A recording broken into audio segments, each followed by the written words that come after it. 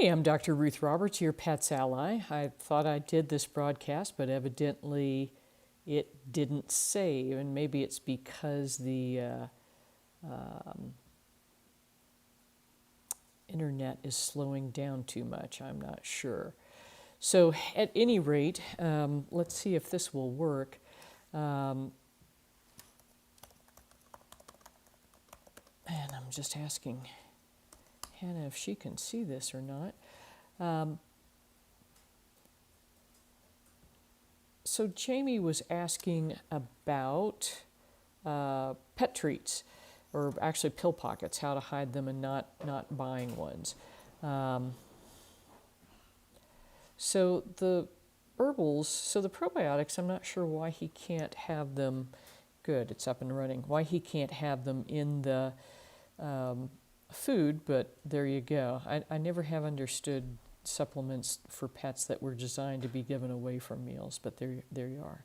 At any rate, Jamie, there's a couple of things you can use. I think you are vegetarian, so liverwurst is not going to top your list, but that's sort of a fail-safe. Even though it's sort of a nasty non-food, it tends to work really well. The other thing you could use is just a small amount of crock-pot diet, just enough to hide the pill. And the best way to kind of do this is to give a treat with nothing in it, and good. So everything's working now. Anyway, so the best way to do it is to give an empty one, give a blank, give a second one with the supplement in it, and then give a third one with nothing in it, so that he just keeps kind of chowing and he never gets a chance to spit things out. So bananas, peanut butter is a good one, or another nut butter with peanut butter. You do need to make sure that it does not have xylitol in it. And crunchy seems to be a good choice just because the texture gets them convinced that there's nothing else in there. But the other downside of that is that it tends to be sticky. So sometimes if they don't get it down in one go, they can lick the pill back out. Now, another option would be something like watermelon or cantaloupe that you can kind of squish the pill into and just hand it to him, and boom, down the hatch it goes. And because he's a Labrador, he'll probably fall for that trick. So I hope that is helpful, Jamie. Karen's poor Hank is going to need surgery again. Karen, again, this probably is benign, but it's in a place that's really irritating. And so you may see some discharge and things like that. But what is very worrisome is that his submandibular lymph nodes are swollen, as well as the ones on the back of the legs, and those are called the popliteal lymph nodes, and his liver enzymes are up. So I think you absolutely need to go ahead and aspirate those lymph nodes. And ideally what you would do as well is go ahead and get chest films done to make sure that there's no evidence of the mediastinal lymph nodes being increased in size. And then ideally as well, the abdominal area should have an ultrasound to see if there's any evidence of spread into the spleen or the liver, especially with those liver enzymes being elevated. Now, if he's also having bladder control issues and he's just dumping a ton of fluid, I would also get a urinalysis checked and or check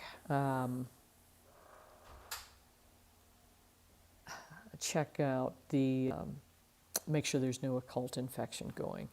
And Karen, I sure hope this turns out okay, but it is worrisome, and I know you're worried. So unfortunately, mast cell cancer has a tendency to recur, and the other thing that could be there as well is lymphoma. So let me know what we can do to help. We'll check back in next week, and we'll go from there. So hugs and kisses to you, Hank. I hope things go well.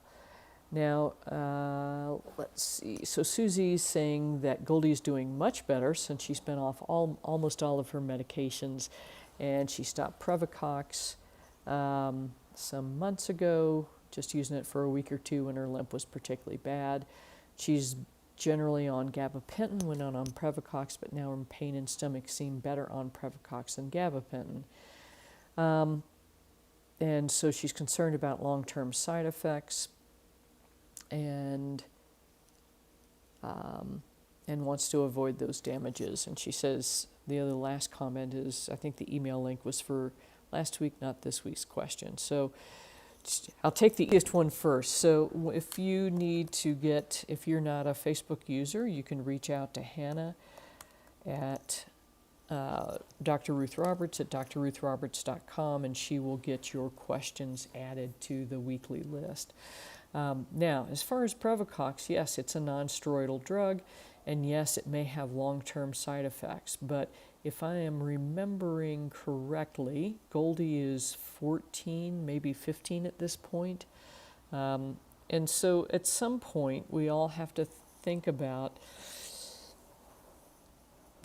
as Mary Jo's father said, that refrigerator full of pie. So what's the thing that's going to create the most comfort with minimal side effects and help us achieve the goal of improved quality of life? And so if it's Previcox, then what I would suggest doing is see if you can titrate the dose down, Susie. So for instance, if you're having to give a whole pill every day, you might try a pill every other day. Or you might try 3/4 of a pill once a day. You're going to have to just kind of play with it. Yeah, I thought Goldie was older, so she's 15 and a half. And we're playing the same game with Mona. So she is 16. She has pretty significant arthritis because she, was a real tough little girl in her life and ran and played. And unfortunately, one of our larger dogs also hurt her and grabbed her neck. So she's got some neck arthritis. And we will use gabapentin every now and again. Unfortunately, it seems to really sedate her, as well as tramadol sedates her just way so much. So I'm doing everything else I can. We're doing the laser acupuncture, we're doing some Chinese herbs, we're doing several things, but it's just not enough. And so for her, meloxicam is the thing we need. And the way we use it for her is she's 9 pounds at a good weight. And so what I'm able to do is give the 7-pound dose every other day. And so far that's been okay. And she, yesterday she felt great and of course wanted to fly down the stairs because she could. And these guys, we have a hard time telling them, hey, wait a minute, don't do this because you're going to pay for it later. They don't have that thought in their minds. So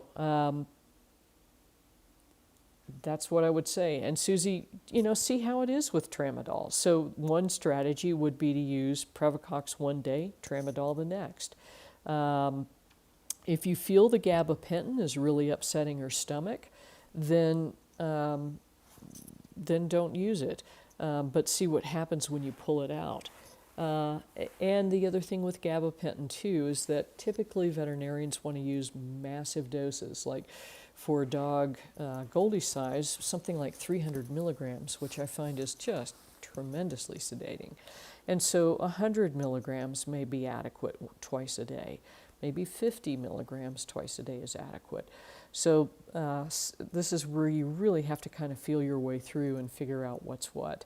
So that's what I have for you this week. If you did not know, we finally have a calcium citrate product we should be able to have on a consistent basis. And it is, it's a kilo of calcium citrate for roughly $2 more than the Now product was. And so we've got it up on the store, we've got it by itself, I think it's $20.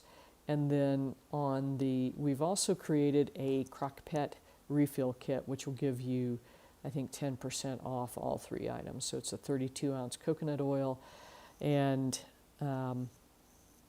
all good stuff. So, and Susie, you can use all 3 of them together. And in fact, I did that in practice frequently. The biggest issue you're going to face is overt just really over-the-top sedation. So I hope that's helpful. Yeah, and you don't have to worry about, so if you use Previcox one day and Tramadol the next and gabapentin every day, that's okay. It's safe. So again, sedation is going to be the major side effect there. And having said all that, I finally have found an alternative way to get a third-party fulfiller. So if there are products you would really like for us to carry on a consistent basis, just let me know, and we will add them to the store. We've got a little work to do in the store, unfortunately, but that seems to be the case with any of these websites. So any questions anybody has that I've missed out on? And if not, I will see you all next Monday, and take care and have a great week. Give everybody a big hug and a kiss for me.